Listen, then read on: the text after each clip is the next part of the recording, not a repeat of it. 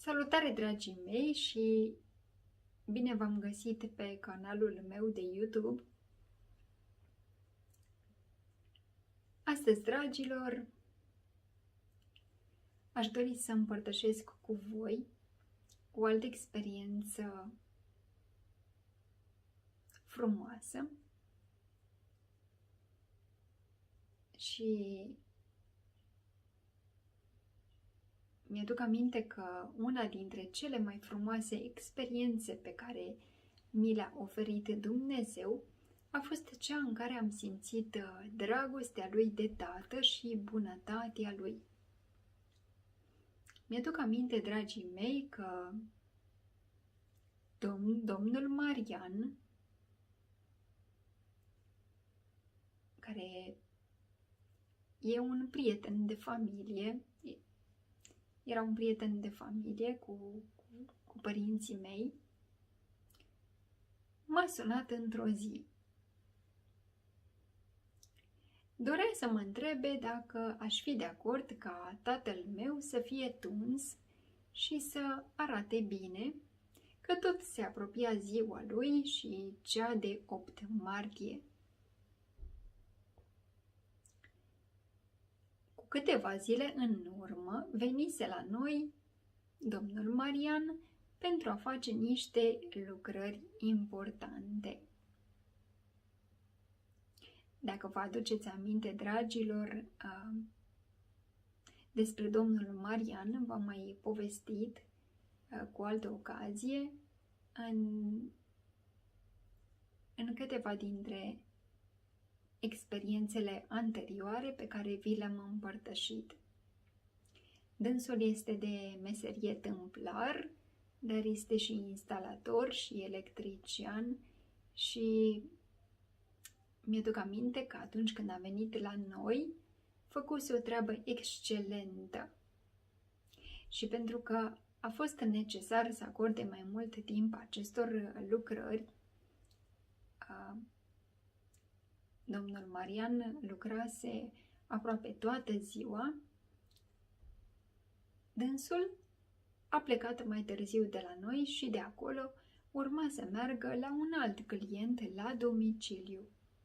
Domnul Marian venise la noi încă de dimineață, începând cu ora 9 și plecase în jurul orei 5 după amiază.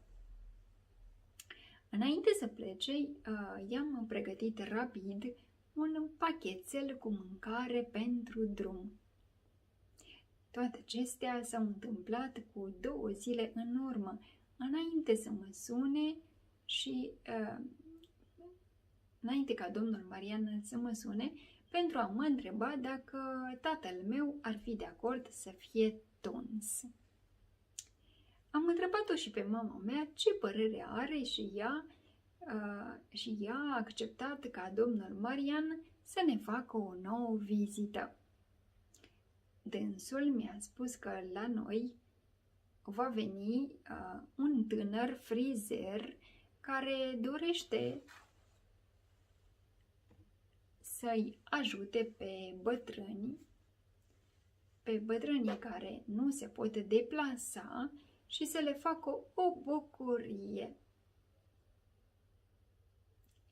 Îi tunde fără să le ceară banii. În ziua respectivă, tata nu știa că va fi tuns, deoarece pe el nu-l anunțasem încă. Mi-era teamă să refuze sau să respingă vizita și mă gândeam că nu va dori să primească pe nimeni. Tata, la un moment dat, a intrat la mine în cameră. Mi-aduc aminte că era o zi frumoasă, cu soare și cer senin. Tata se hotărâse să vină la mine în cameră să se bucure de soare. La mine în cameră soarele bătea mai mult ca în celelalte camere. Domnul Marian urma să sosească la noi din clipă în clipă. Se apropiase ora la care mă anunțase că va veni în vizită la noi. În jurul orei 14,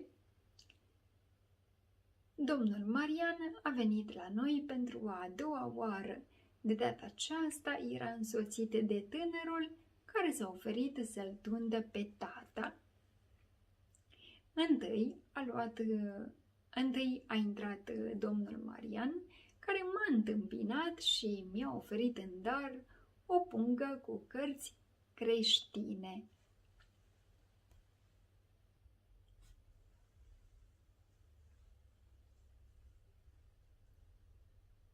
M-am bucurat foarte mult pentru cărțile pe care le primisem. Între timp a intrat și tânărul frizer. Florian, un tânăr la vreo 30 de ani, cât avea el pe atunci, acum câțiva ani, tânărul acesta mi s-a părut modest și mi-a făcut o impresie foarte, foarte bună. I-am invitat pe amândoi în sufragerie și i-am servit cu niște apă minerală și saleuri făcute de mama mea. Între timp a ieșit și tata din cameră și a aflat că domnul Marian a venit la noi în vizită. Mama i-a spus că domnul Marian așteaptă în sufragerie și că a venit însoțit de un tânăr care s-a oferit să-l tundă pe tata gratis. După ce l-a tuns pe tata, a tuns-o și pe mama mea. La un moment dat, Florian m-a întrebat dacă n-aș vrea să mă tundă. Adevărul e că eu chiar aveam nevoie să mă tund.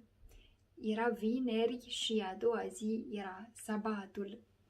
Acum aveam ocazia să mă tund și încă gratis, fără să-mi ceară banii.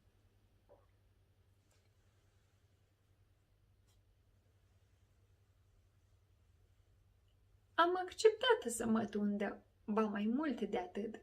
Mă simțeam în siguranță. Eram convinsă că tânărul Florian va face o treabă excelentă. Credința m-a determinat să am această convingere și să nu-mi fie teamă să mă las tunsă. Mai ales pentru că nu îl cunoșteam pe acest tânăr și nu știam dacă va face o lucrare profesionistă. Însă ceva îmi dădea o anumită siguranță și eram sigură că mă va tunde frumos. De foarte multă vreme amânasem să mă mai tund și nu eram de acord să plătesc 25 de lei pentru a-mi tunde doar vârfurile. Așa că am decis să mă tund singură. Într-una din zile m-am hotărât să-mi tund singură vârfurile.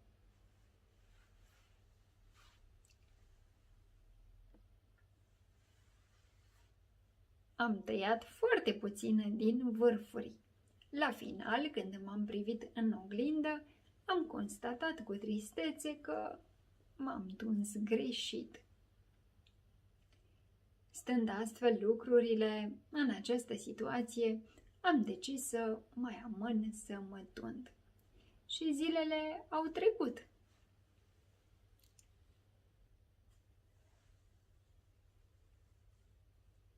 Părul îmi creștea foarte mult, încât era necesar să mă tund. Însă nu mi făceam timp pentru așa ceva. Aveam foarte multă treabă prin casă. Mă apucasem de curățenia de primăvară.